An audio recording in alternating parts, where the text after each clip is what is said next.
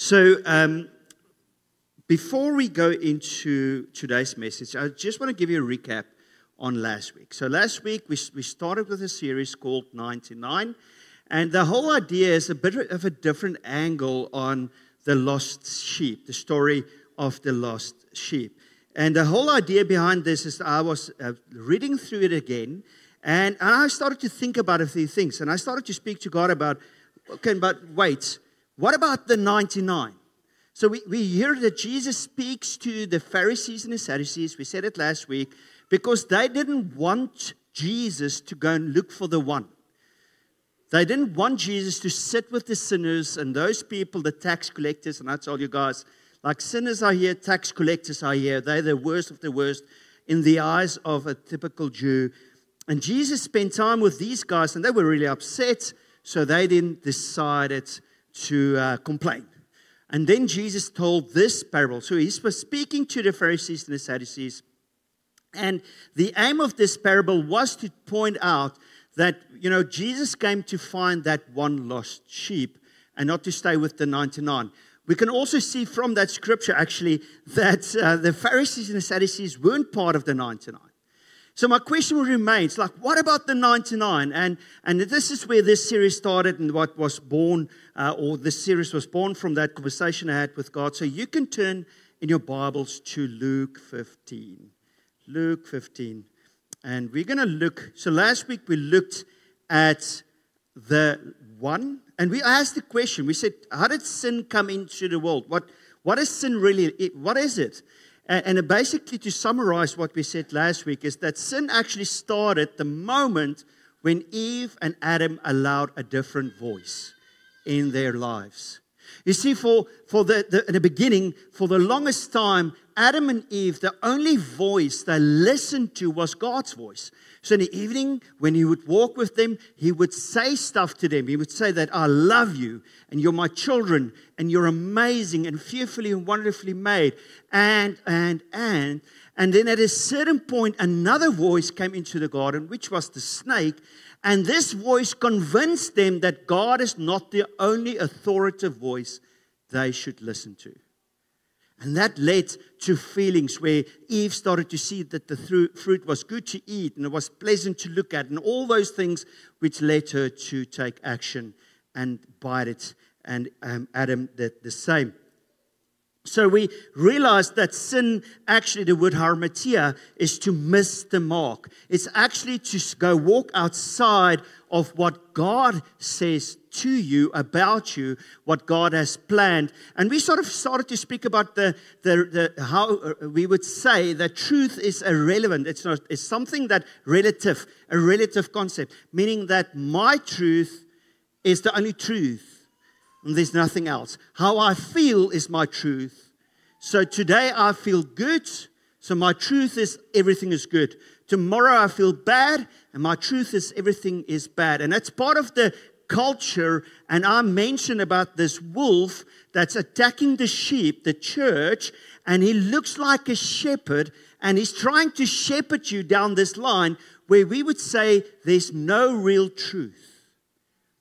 So that voice, that outside voice that makes us miss the mark that God has given us, that words of affirmation and love, and the fact that He came to save us, all those things, the way we should live, the way we should apply our life according to the Word. If the enemy or the wolf in sheep's clothing or shepherd's clothing can let us say that this truth is not the only truth, then he can lead us astray. And we read in Scripture that all of us have been led astray. If we do not listen, if we don't apply what God says about us, then we are led astray.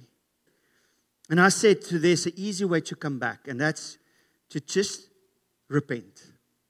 And the word repent is to change your mind. It's not like begging for forgiveness. It's going to God and say, I've been listening to my own thoughts and I've made up my mind according to my own wisdom. And surrendering that to God and say, God, I will start to follow you. Repentance, metanoia, change your mind. And again, it starts with what you hear, what you think. That's the first thing we need to change. Align our thoughts and our actions to the Word of God. It starts in our hearts. It starts in our minds. And then it leads to actions from there. And then lastly, I said, God must fearfully and wonderfully made you. Ephesians 2:10 says, we are God's masterpiece. I love that scripture. Because for the longest time, I thought I am worthless. I had no self-image, the worst self-image. I thought I was worthless. I'm like this, I don't know, something. And then this scripture came and it says, we're God's masterpiece. The word poetry, I am God's song. I'm His piece of poem is written. And then every time I move, it's as if that poem is read out loud. And people, if I would just follow Jesus and walk in Him and just stay in Him, then that poem gets read out. And people can see and even hear and even smell Jesus through my actions. That's what Corinthians says as well. It says that we are those being saved, a smell, a fragrance in this world. So today, or last week, we ended up with this invitation where we say, if you have been led astray by this world, this wolf in shepherd's clothing, this wolf that's presenting itself as the good shepherd, if you've been led astray, it's easy to return. It's just surrender your life. And today I want to speak about, if you're still, we spoke about the one last week, and today I want to speak again about the one, because there's a second step after we repent, after we come back to the shepherd, after we allow Him to take us back to the 99. And from next week, we'll start to speak about the role of the 99 and how that looks like. And it's definitely not to be missed, because I really believe that within this context of understanding that we are the 99 and how we should help with the flock is crucial for our church in the future. So Luke 15. This scripture has so many lost parables, lost coin, lost sheep, lost son. And I want to just focus on the lost sheep. But it's interesting in Luke 15. If we read from verse 4. Just going to read from verse 4. What man of you, having 100 sheep, if he loses one of them, does not leave the 99 in the wilderness? Whoops, there, I'm back. I'm back again. What's going on with my mic? It's like my personality. It's electric. Okay. 99 in the wilderness, and go after the one which is lost till he finds it. And when, listen, this is crucial. And when he has found it, he lays it on his shoulders, rejoicing. I want to stop there, because the rest we know. He takes it back, and then there's this party. And the question that I want to answer in the coming weeks is like, okay, but is there only a party for the one that's coming back? What about the 99 that remains? We're going to answer that. But he takes up the sheep. We often think a lamb, okay? So we think, oh, this is a lamb that was led astray. So it's small and easy to carry. But a sheep, a full-grown sheep, is actually quite heavy. It's actually quite heavy.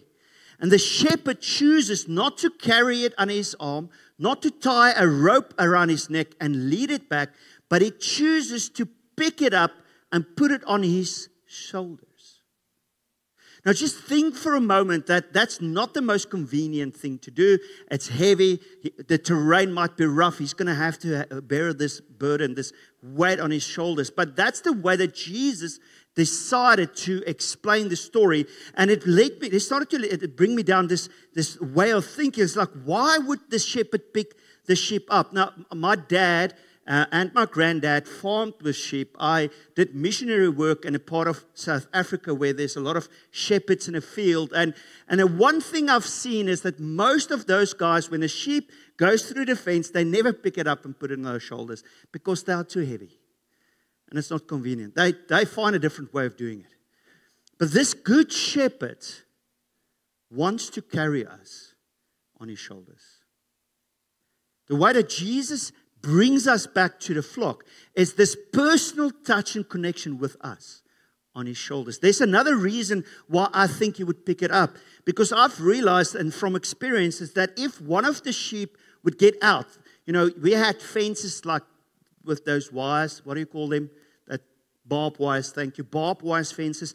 And as they go through, they would get scratches, they would get cut, they would get injured. They sometimes run and fall into a hole, and then you need to doctor them. And all these things. So I realized that one of the other reasons why Jesus picked up this sheep on his shoulders is maybe this sheep got injured. Maybe he got injured. And that just brings me back to us. So often when we are led astray, we get injured. If we're really honest with ourselves, we carry a lot of pain, unforgiveness, a lot of hurt, because we were led astray. We followed our own wisdom or worldly wisdom. We sort of assigned things to ourselves that was not from God. We tried to fix an issue outside of God. We tried to address the pain outside of God. We tried to live outside of God. And in that process of being led astray, we get injured. We get hurt. So we have a choice between pain and suffering if it comes to offense and being hurt. You see, pain, we all will be hurt by people, every one of us. We all live in a world that's broken, where people will offend you, will hurt you. They will injure you. But the choice between pain and suffering is when I choose to keep the offense, to not forgive, to not let God, that pain turns to suffering. We have a choice. And there's a lot of other things. When we are led astray, we get injured. And you might just be led astray in one area, and then you just get hurt, and somebody says something or something happened to you, and it's just a lot of hurt. And Jesus, what he does to bring you back to the fold is he's here to heal you. He picks up the sheep, put him on his shoulders, and one of the interesting things, if you read about the practices of shepherds in the biblical times, is that they would pick up the sheep, they would carry them back to the fold and sort of keep them together for a while so that that sheep could integrate. But if there's injuries, they would use something called olive oil. Who thought olive oil would be something you can treat sheep with? And the purpose of olive oil was to help with the injury, but also to keep any pests away. So they would put olive oil on an injury, on a cut, and it helps with the healing process. They would put olive oil around the nose, on the head, in the ears, to keep flies away from laying eggs in the ears and the nose. So olive oil was the way they treated, amongst other herbs and things they used there. And so this whole thing about olive oil was a practice that shepherds would have. So they would treat the lamb or the sheep that was led astray, help him to heal up, carry him on his shoulders back to the flock, and let them integrate back into the flock. My question to you this morning, and I'm not going to be long in my sermon, my question to you this morning is, are you still carrying pain from being led astray? Now, I want to quantify this, because sometimes you carry the pain of someone else being led astray. It's not you. But the fact is that we carry it and try to fix it or feel better or work through it by ourselves, in essence, is why we sometimes hang on to the pain and not deal with the pain. We don't allow the good shepherd to take the olive oil, which is like the symbolism of the Holy Spirit, to come and cover those areas, to come and protect us, to anoint those areas that's hurt, to bring healing, to disinfect those areas. We don't allow God to do that. We do it our way. One of the biggest things we do is we withdraw from other people. Led astray. You withdraw. It's like, I'm going to figure this out. I'm hurt. I'm going to do this on myself. I'm going to withdraw. I'm not going to allow people close to me. I'm just going to let God and me. And the challenge is that God created us to be amongst people to receive healing. God created us to be in a flock. So one of the things we do is withdraw. Another thing is we lie to ourselves. We lie to ourselves. Like, I'm okay. I'm okay. And then God puts it on your heart that there's maybe some unforgiveness or some healing you need. Maybe you should speak to someone, whatever. And then you go like, no, I'm okay. I don't need that. I don't need that. Being a pastor, one of the things that I think most of the times most pastors think is we don't need counseling because we are counselors. I don't know why, but we think that. Not realizing that God created even a pastor to need counseling, to go and speak to someone through the hurts, because that's where that anointing oil, that olive oil gets placed onto those injuries for healing. So God carries us on His shoulders, brings us back in the flock, deal with our hurts and our pains, and then integrates us back into the 99. My question again, what hurts are you carrying? Might be from someone else that was led astray. It might be you. It might be that you didn't get the opportunity that you were looking for. A level of disappointment. Might be that you're holding on to something that you should have let go of a long time ago. It might be offense. It might be, I'm not going to do what God tells me to do because I want this in life and not this. And every time we do that, every time we are led astray, that injury just gets worse and worse. Every time we don't allow God to deal with it, it just increases and increases. In Luke, Jesus is in the temple. And he gets one of the scrolls and he starts to read.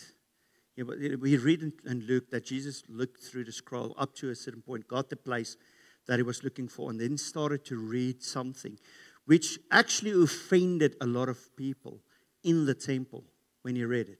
Because it's a reference in Scripture that was actually reserved for the Messiah, for the one that God has sent to redeem us, to save us, but also heal us. And the scripture that I'm referencing here is in the book of Isaiah.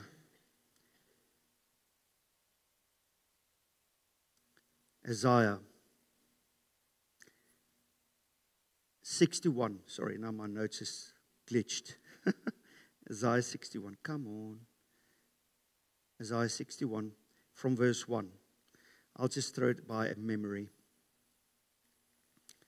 Isaiah 61, verse 1. It states, and again, Jesus reading this amongst people in a temple that didn't see him as the Messiah, as the one that's going to be this. It says, the Spirit of the Lord God is upon me. Listen to this. Because the Lord has anointed me, that's Jesus, to preach the good tidings to the poor. And again, that poor is not people that doesn't have money. It's people poor of spirit, speaking to them about salvation. And we spoke about that last week. But the second part that Jesus was anointed to do, remember olive oil on the wounds? Anointed olive oil is a resemblance, the symbolism of being anointed, being set apart to do something by God. To preach the good things, tidings to the poor. He has sent me to heal the brokenhearted. The brokenhearted. To proclaim liberty to the captives and the opening of prison to those who are bound. In that moment, Jesus declared something about him leading people back to the flock, helping them to be healed. From emotional pain, from physical pain, from mental health challenges. Jesus comes and he brings healing. He's anointed to do that. He's called to do that. It's available for every one of us. But sometimes we just need to humble ourselves and say, I need it. So as we're sitting here this morning, I'm going to ask the worship team to come onto the stage. And we're going to sing for a moment. And I want to invite you. This might be a step for some of us. If you're an introvert, it's going to be, don't ask me to do anything because I don't want to be seen. Okay, I know. I'm an introvert, I know.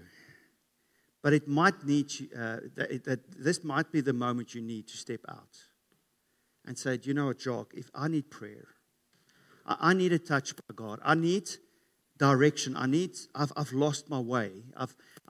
There's so many things that is happening in my life. Maybe you feel that God is so far away. You don't know, you don't hear His voice. You don't see Him in your everyday life anymore. You just feel there's something of a broken relationship there. You feel it's void, where God used to be. Maybe it's because you're carrying offense. And I know that there's people sitting here that has really been hurt by other people. And it wasn't their fault. It's not that they were led astray, now they got hurt. Somebody else was led astray. And you got hurt in that process. But you've been hanging on to that pain. You've not let go. You've not humbled yourself. Maybe it's been a disappointment where you trusted God for a breakthrough financially or whatever, and it just didn't come. It's not hearing your prayers. This morning, I want to pray with you. And we're going to use anointing oil as a shepherd, the good shepherd. It's a reference of Jesus. Putting oil on the hurts, the wounds. One thing, as I mentioned, is that they put oil on the sheep to prevent stuff like all the pests and flies as well. And maybe that's what you need, just this prayer to help you stand against the things that's just happening in your life, to stand firm on God's promises. So I want to invite you to come to the front and let us pray with you. Let us anoint you. And I'm not going to be the only one that's going to pray for you. But we're going to ask people around you, okay, to come and pray with you as well. But maybe that's what we need. It's just to step up and say, Lord, I want to be on your shoulders. It's a humbling experience for someone to carry you. But maybe that's what we need, just to humble ourselves. And allow the Lord, the creator of the universe, to carry us. Maybe it's just surrendering our own way of thinking how I need to get this healed, this addressed. Maybe it's just you forgiving someone, giving up the offense, the hurts because of what happened. So I want to invite you to come to the front. And we're going to stand, everyone's going to stand, we're going to sing together as well. But as you come to the front, we will pray with you. We will anoint you. We'll trust God with you that there would be breakthrough, that there would be healing, that the anointing oil, the olive oil would run through your body, through your mind, wherever you need the healing. We're going to trust God with you. But maybe we just need to take that step of faith and say, God, I'm stepping out. I'm humbling myself. I'm asking for you. So before we stand up, let me just close on this prayer, and then you're welcome to come to the front if you need prayer. Lord, I pray this morning that you know who's here today that needs this prayer, this moment, where we need to step out and say, pray with me, I need prayer. And it might be for different reasons. Thank you, Lord, that you know everyone to the smallest detail. And you know why they need prayer. You know why they need a touch from you. You know what's happening in their mind or their body. And I pray, Father, that as we take this step of faith, humbling ourselves, saying, I'm going to trust God to do something that I've been trying to do but failed. Thank you that we can trust you for answered prayers this morning. Thank you that we can echo Isaiah 61, that you have come to heal the brokenhearted. And I know, Father, that there's people sitting here that feels tied down to certain habits or addictions, that they feel they cannot break through. Your word promises that you bring liberty to those who are bound, and freedom to those who are captive. Thank you that I can declare that your loving kindness breaks anything that keeps us back from running after you and fulfilling what you've called us to do.